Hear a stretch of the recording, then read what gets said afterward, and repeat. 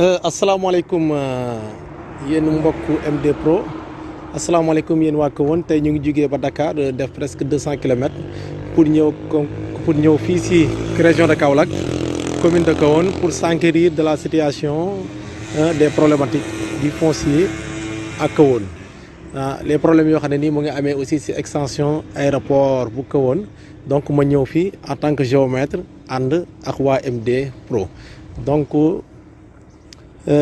kon nag tey soo koy xool ñu ngi nii si Kahone fii mooy Kahone donc lii yëpp soo koy xool c'était des maisons yoo xam ne nii qui sont nañ ko démolir aussi dans le cadre aussi d'un projet de l'extension de l'aéroport de Kahone donc il y a plus de presque environ 200 impacts yoo xam ne nii seen kër yi dañ ko toj nangu ko et jusque là aussi le problème persiste ba léegi amagul lenn loo xam ne nii si wàllu expropriation yoo xam ne nii si wàllu dédommagement yoo xam ne nii def nañ ko amul benn commission d'évaluation des impenses amu ko amul benn évaluation sur les biens immobiliers aussi de tierces personnes defuñ ko dañuy ñëw daane fu mu toll nii nag situation bi lay ñëw xool si ko avec collectif boo xam ne nii mooy des victimes collectif des victimes du quartier en même temps aussi ñu waxtaanaat aussi sur les litiges du foncier dans la commune de Kahone kon donc loolu aussi moo nekk tey émission bi débat bi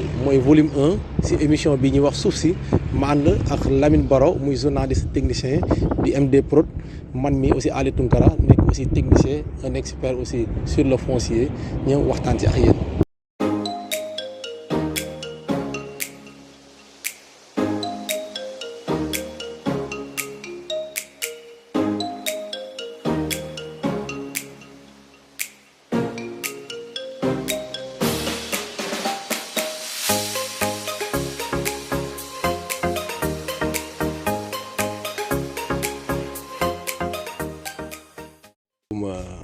yéen mbokk waa Kahone man la Ali Tunkara nekk ingénieur géomètre topographe di def aussi émission bi ak waa MD Pro bokk aussi ci membre fédération des géomètres francophones bokkaat aussi ci la fédération internationale des géomètres nekk président honoraire du réseau national des géomètres du Sénégal donc tey ñu ñëw Kahone pour xool la situation les problématiques foncières bu am au niveau de Kahone avec l'extension de l'aéroport militaire su ma juumal en même temps aussi s'enquérir aussi de la situation xool ba xam est-ce que mbir mi ni ñu ko defee tegu na si yoon wala tegu si yoon tey nag dafa si benn mbokk bu ñuy dalal waa Kahone Kaolack sëñ bi ñu ngi lay nuyu bu baax. waaw maa ngi leen di fay vraiment di leen remercier ci opportunité bi ngeen ma jox pour que ma exprimer wu ci l'injustice bi nga xam ne mu ngi am au niveau de notre commune. Voilà donc man damay wax li nga xam ne moom laa xam et di wax li nga xam ne moom mooy sama diggante ak yàlla parce que nag àddina amul solo voilà donc je pense que man je peux dire que notable laa sax ci quartier bi et vraiment je suis Kahonois authentique voilà donc toute l'histoire de cette situation je pense que am na lu ma ci jot a maîtriser waaw li may xamal rek moom mooy nan la demee. waaw li ma bëgg a xamal rek moom mooy amul benn doomu aadama buy xaru durant toute ta vie nga nekk di ñefe pour am sa kër boo pare di seenu bés ñëw ñu yàqal la loolu parce que àddina moom mooy am màkkaan dalal sa njaboot nekk fa boo ba la fa yàlla di jógee kon loolu du ay caaxaan voilà donc kon bi ñu fii dëkk te yaakaar naa bu fekkee ne da nga dem boo nekk responsable booy dugg ci yenn responsabilité yi war nga ko xoolaat waaw bu fekkee ne dafoo parce que yaakaar naa képp ku fuy dëkk tabax fii investir fii des millions je pense que souhaité woo benn jour ñu ne la ñu tas ko donc tu as eu toutes les informations nécessaires yi nga xam ne ñoom ñoo la doy pour que nga def loolu effectivement ñun bi ñu fiy dëkk on a demandé des informations par rapport à la site ñoom les autorités ñi nga xam ne ñoom ñoo nekk au niveau de la commune ñoom ñoo ñu ko jaay voilà ñoom ñoo ñu ko jaay ñoom ñoo ñu jox papier yi et je pense que gouvernement bi aussi papier yi ñu am ñoom ñoo ñu ko jox donc tout c'est le gouvernement le gouvernement c'est la mairie, nous sommes le gouvernement aussi. On en fait partie de l'État, je pense. Voilà, donc kon lépp dafa war a jaar yoon ñun bi ñuy ñëw dañu xamal laajte nañ effectivement xam nañ ne domaine bi domaine ASECNA la mais bi ñu laajte avant que ñuy jënd dañu xamal ne domaine yi ASECNA la woon mais problème bi réglé nañ ko. réglé nañ ko loolu man bokk man loolu lañ ma xamal. problème bi réglé nañ ko parce que fii domaine yi ASECNA la woon. mais dañu nar a jël ASECNA bi transféré ko dañu nar a jël aéroport bi transféré ko vers Latmingué Thiawando et autres. loolu la ñu xamaloon. rek parce que ñun déggoon nañu information yi xamoon nañ ne fii domaine jàmbur la quoi. mais balaa ñuy joxe suñu xaalis aussi il faut que ñu xam ci li ñu koy joxe. effectivement bi ñuy demandé ñoom ñi ñu war a informer ñoom loolu lañ ñu wax amatul benn problème réglé nañ problème bi. alors ñu dugal suñu xaalis jënd investir def lépp yaakaar naa ne on est innocent de ça. voilà donc bi ñu toogee nag boo jëmi jamono ko période yi ci lañ soulever waat la situation. Vraiment commencé di ñu information bi sax parce que dañ ko am 72 heures ou bien 24 heures. lañ ko am avant information bi 72 heures avant. waaw parce que waaw pour tout le monde sax. parce que jour bi ñu fi ñëwee les autorités là def visite site bi yaakaar naa dañ fi ñëw tey bi ñu ñëw sax dañu ànd ak des géomètres et des trucs gars yi ñu di marqué kër yi nga xam ne ñoom la ñu war a daaneel. voilà léegi bi ñu defee loolu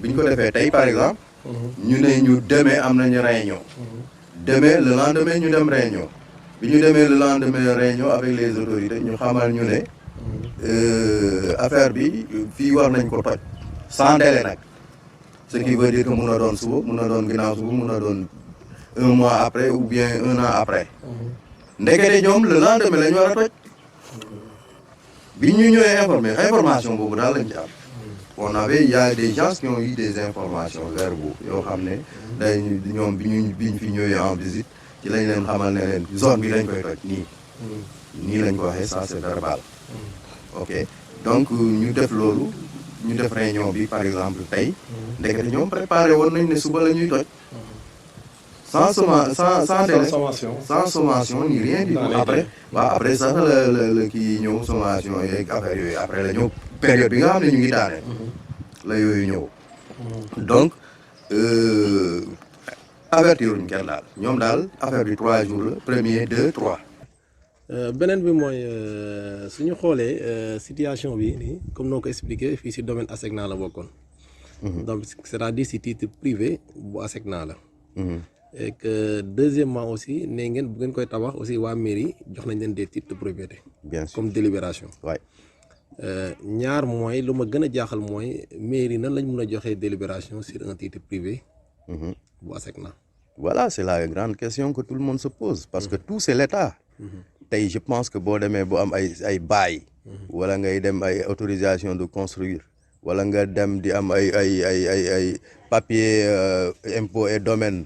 plan de truc de catastrophe waaw boo demee boo di ko am je pense que am na peut-être am na autorité de l'État boo xam ne moom moo la ko délivrer. est-ce que fii am na ñoo xam ne am nañ fii bàyyi. bien sûr est-ce que fii am na ñoo xam ne am nañ autorisation de construction. bien sûr y en a en pagaille.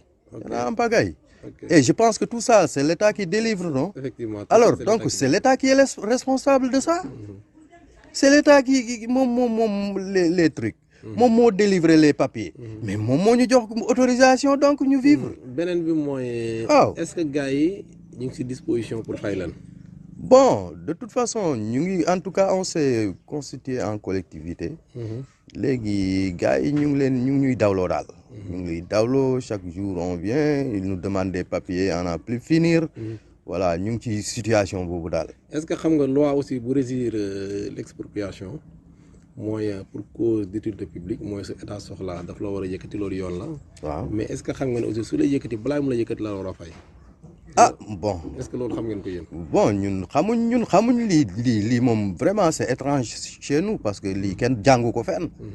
vraiment kenn jàngu ko fenn situation la boo xam ne man li ma ko mun a qualifier mooy jaay doole. jaay doole alors que yàlla rek moom doole fii yàlla rek moom àddina. man je pense que même bu fekkoon ne par exemple ñoom dañu nekk dans les normes sax. ñun seen i njaboot lañ. en tant que Sénégal waaw population bi seen i njaboot lañ. kenn warul seetaan sa morom di souffrir. dañu war a vivre dans la solidarité. mais lii mooy rey nit ki ça lii mooy rey nit ki parce que imaginez yow voilà gis nga ko sa njaboot ay xale yu ndaw doon jàng nga ñëw détruire seen kër vraiment ça c'est kenn xamul naka nga koy qualifier et puis sans nga jox ko sax lu mu ndàmpaayoo loo xam ne dina préparer wu ah. kon na ni beneen bu ñu si dolli mooy gis nañu aussi situation métti na.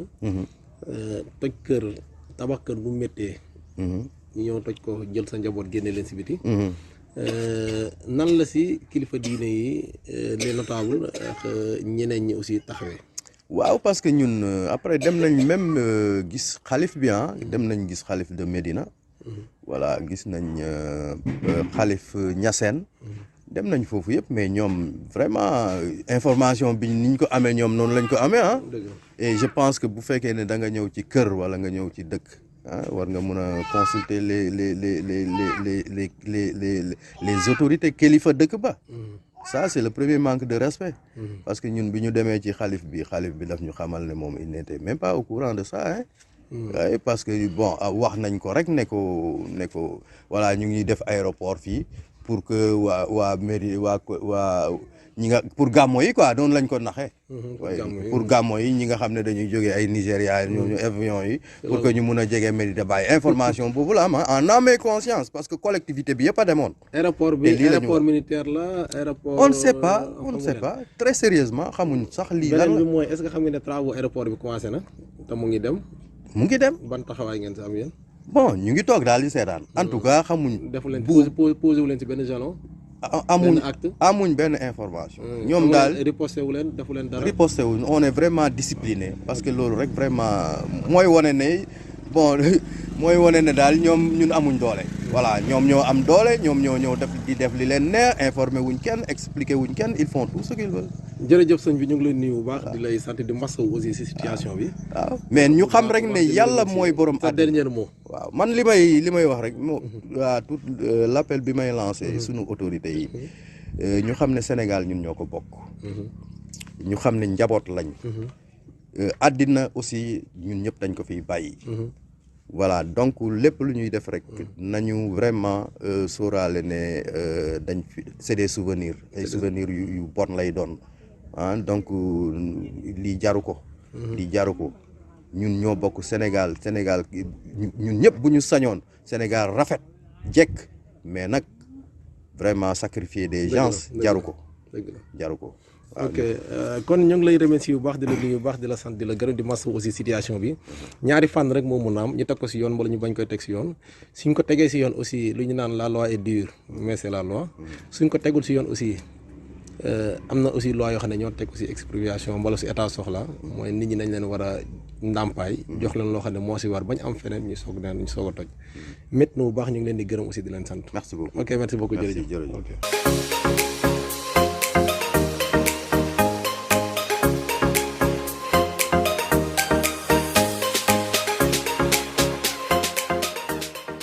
asalaamaaleykum. waaleykum salaam yéen mbokk wàkk woon mbokk collectif bi ñu ngi leen nuyu bu baax a baax.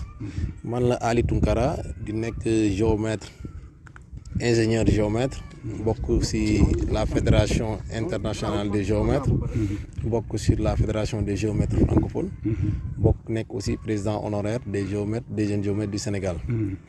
donc tey nañ fay ñëwoon di s'enquérir de la situation bii nii problématique yi fi am du foncier dans la zone de Kahone démolition yi litige yi fi am yeneen ak yeneen sëñ bi ñu ngi lay nuyu. maa ngi leen di sant di leen gërëm ci tour président mi nga xam ne mooy Boubacar Bokoum mooy suñu président collectif des victimes des démolitions de Kahone man maay président adjoint Ansou Diémé moom laay représenté fii waaw. problème bi nan la demee fii. bon problème bi ki tënk daal dañoo nekkoon fii ak suñ jaboot ñu nekk fii si jàmm ak salaam ñu fekk fii ay nit yu baax lañ ñu waa Kahone aussi buñ ñëwee ba dëkk fii ak ñoom ba le décembre 2020 lañ jot le 1er janvier ñu jot ay le même jour convocation ak ñu recenser aussi suñu kër yi pour signifier ñu ne kër yooyu dañ koy daaneel bu ñu nee ne dañ koy daaneel ñu ne lu tax ñu ne dañ koy ñu ne dafa fekk ñuy tabax suñu kër yi si emprise aérodrome bu Kahone waaw léegi convocation après ñu joxuñu convocation yooyu lañ demoon au niveau de la DSCOS boobu dañuy laaj aussi bu ñuy dem ñu yóbbu tous les papiers afférents à nos maisons yooyu la ñuy yóbbu le 2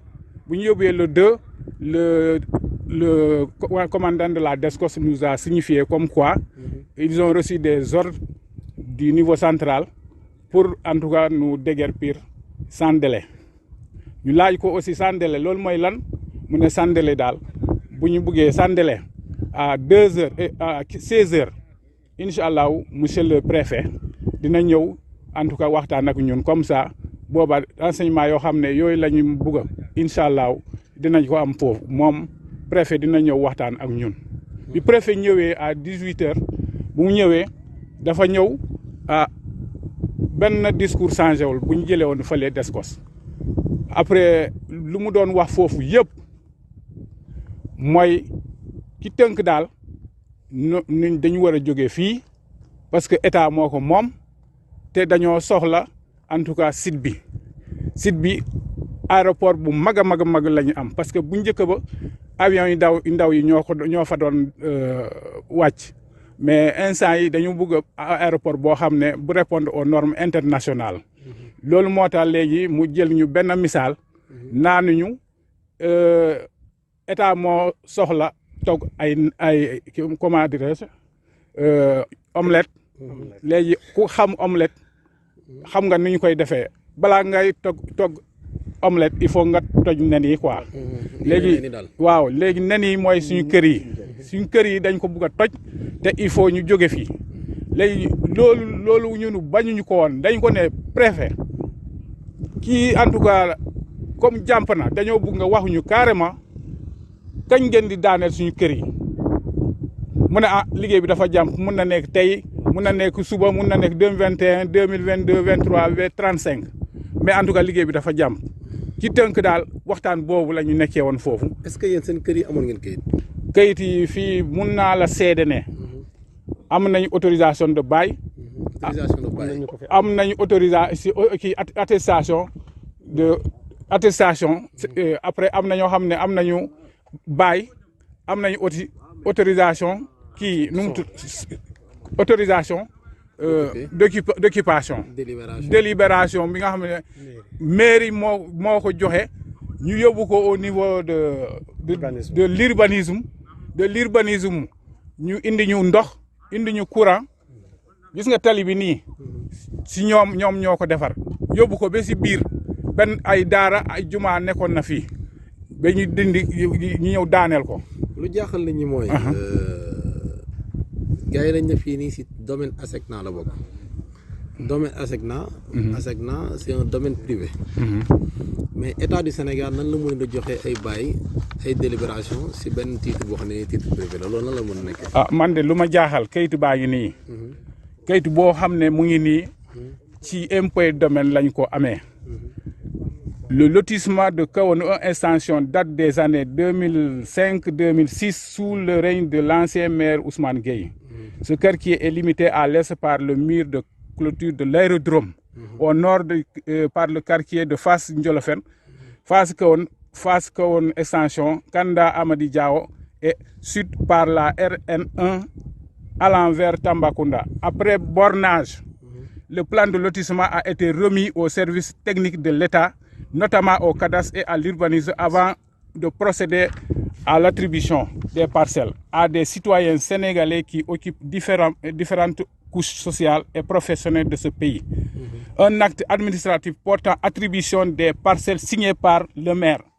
De 2006 à 2020, les attributions des parcelles ont su, par sagesse et par respect des lois de ce pays, se rapprochant aux services techniques pour se procurer respectivement des extraits de plans cadastraux, des attributions de bail des baux, des autorisations de construction en payant des frais d'enregistrement relatifs aux transactions sur cette terre.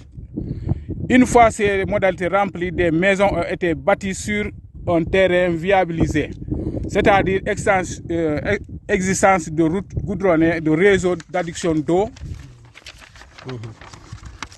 potable, Sen'Eau et d'électricité Senelec, de stade municipal, de mosquées et d'internats. Monsieur le vice-président, soo koy xool loo wax leer na. C'est juste que fii nii aéroport bi. mur bi.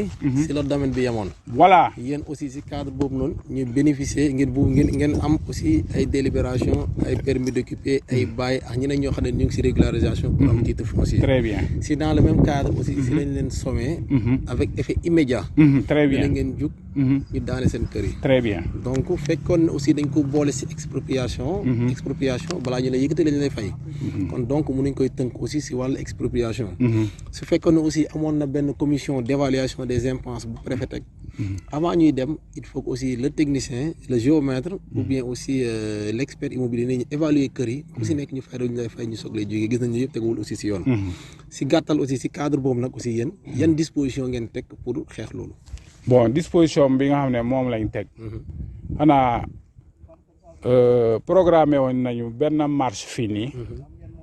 jógee ko site bi fi ñu taxaw nii. jaaree ko national bi RN1 boobu. jusqu'à à l'entrée de Kaolack. si poste police ba. mais marche boobu le 17 lañ ko programmé woon de 10h à midi. Après audition au niveau de la gendarmerie, le préfet nous a en tout cas notifié que la marche là a été annulée. Comme c'est annulé, maintenant on a été dans son bureau, il nous a convoqué. Après on a pris en tout cas un entretien. Cet entretien, il faut que nous sachions que l'État si ñun te ñu ngi traité dossier à des étapes différentes quoi. ñaata kër lañ daane. 162 maisons. 162 maisons. Oui. Est-ce que si biir collectif bi. am na ñoo xam ne ni amuñu benn kayit. en tout cas daal ñu bëri ci li ma xam ñi nga xam ne ñoo ñu jox dossiers yi. am nañu kayit yooyu ma la wax yi nga xam ne délivré par monsieur le maire. waaw mais aussi aéroport bi suñ ko xoolee. liggéey bi tàmbale na. waaw mu ngi dem. yéen lan mooy seen taxawaay. ñun suñ taxawaay comme ñoo ne woon liggéey bi dafa jàmp. ñu ne état bi tamit comme liggéey bi dafa jàmp. kon impense yi war na jàmp. mais ba léegi gisaguñu dara. projet yu mag yi comme autoroute à péage. TER. ak yeneen yoo xam ne État du Sénégal mu ngi koy def. ñu yëkkati ñëpp fay nañ leen te fii fayuñ leen lu waral loolu. waaye ñun loolu moo ñu jaaxal. loolu mooy ñu jaaxal ñun dañuy ne peut-être nous ne sommes pas des Sénégalais. actuellement bu ma la waxee ban situation la ñuy dund. da ngay ne déedéet. kër yi yëpp tasaaroo nañu. ñi nga xam ne vraiment ñu ngi si kër yi am na ñuy louer am na ñoo xam ne am nañu problème location. am na ñoo xam ne tamit seen doom yi jàngatuñu parce que psychologiquement pour nga déplacer leen yóbbu leen si beneen école aussi les moyens yi nga engagé woon. yooyu gars yi parents yi mënatuñu engagé wu si. est-ce que seen responsable yi fi nekk religieux. oui administratif. local ñeneen ñi est-ce que jàppale nañ leen.